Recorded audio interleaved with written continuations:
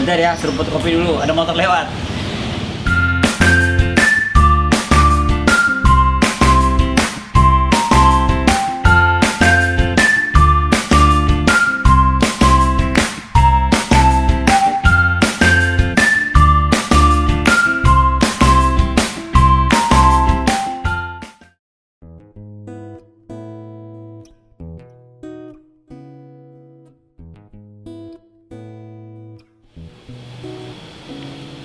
Hai teman-teman, kita jumpa lagi dengan apa ya, tampilan yang agak berbeda.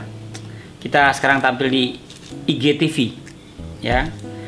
Di IGTV kita akan membicarakan bagaimana kita membaca cahaya yang jatuh pada objek.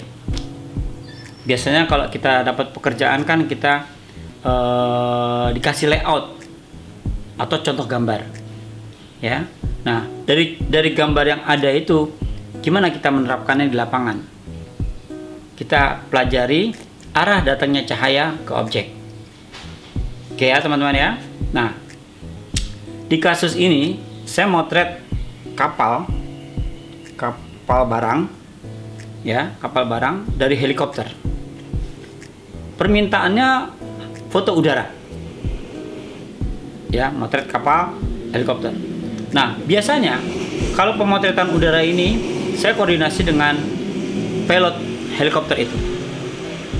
Dan pilot helikopter merasa keberatan kalau dia harus berhenti atau hovering karena mesinnya jadi mudah panas.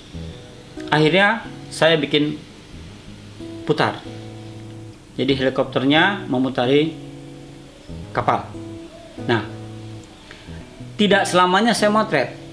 Pada saat putaran pertama kedua saya melihat jatuhnya cahaya ke kapal. Ya, nah ini kita koordinasinya memang agak rumit. Kalau misalnya arah kapalnya tidak sesuai dengan arah jatuhnya cahaya, mau nggak mau kita kontak radio. Kita minta kapalnya merubah. Karena helikopter sih gampang aja, dia tinggal muter terus kan. Tapi kapalnya yang kita, nah itu yang sulit. Jadi sebelum kita terbang, kita harus ada briefing dulu. Sehingga nanti kalau saya minta kapalnya berputar, si kapten kapal laut itu tidak marah-marah sama saya. Jadi kita koordinasi, karena cahaya. Nah, di kasus kapal ini, kapal tanker ini frame. Kapalnya ke sini. Mataharinya sudah agak miring sebetulnya. Jadi mataharinya tidak top light.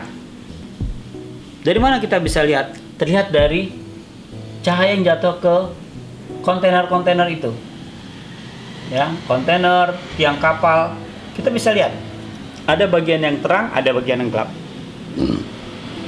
Nah, kita membutuhkan ada terang dan gelap supaya terjadi dimensi.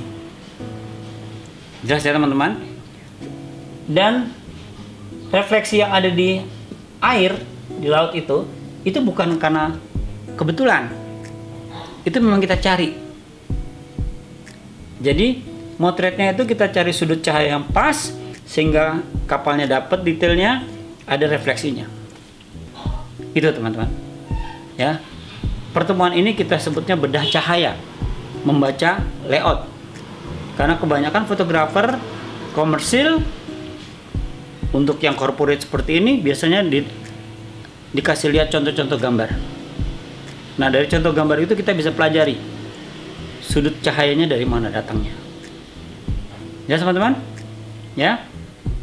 Dan yang dibutuhkan pada saat kita memotret kapal seperti ini lepas pantai.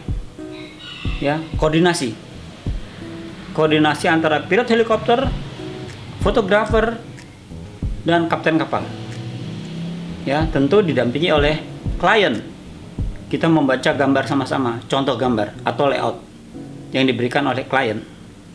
Jadi terjadi kesamaan khayalan antara saya, pilot helikopter, dan kapten kapal. Sehingga pada saat saya minta bergeser sini, bergeser itu, semua akan sepaham. Pada saat pemotretan, kekuasaan ada di fotografer. Itu hebatnya, ya. Kapten helikopter akan ngikutin fotografer. Tinggi rendahnya pesawat terbang, fotografer yang menentukan. Putar terus, ya, gitu. Kapten kapal yang bergeser atau berjalan, koordinasi dari fotografer. Tapi itu semua berdasarkan layout yang diberikan oleh klien. Jelas ya teman-teman? Oke. Saya ngopi lagi.